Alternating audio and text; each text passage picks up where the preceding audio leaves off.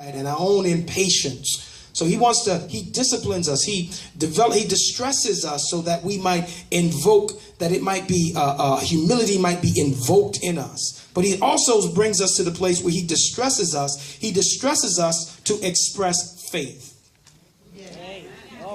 Look at somebody and say, I'm distressed. I'm distressed. And this distress is evoking humility.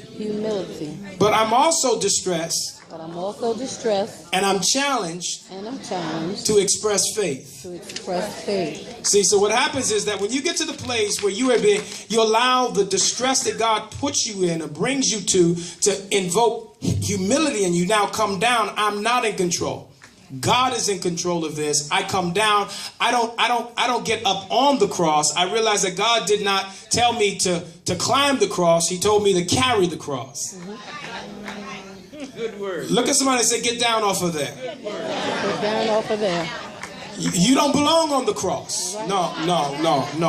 No, he didn't call you to climb on your cross. He called you to bear the cross, to bear your purpose, to bear your assignment. But that's what we got to do. We got to bear that thing. And sometimes God's got to invoke humility in us. And sometimes we truly think that we are the only one going through what we're going through. And that really, that God really has no idea what he's doing. We know better. But you have to understand that, no, God knows better. And not only that, but you're not the only one going through what you're not the only one praying. You're not the only one serving. You're not the only one struggling. You're not the only one being pressed. You're not the only one that has issues. All of us got something we're going through, but there is a God over all of us, and this God that is over all of us, he's taking care of us.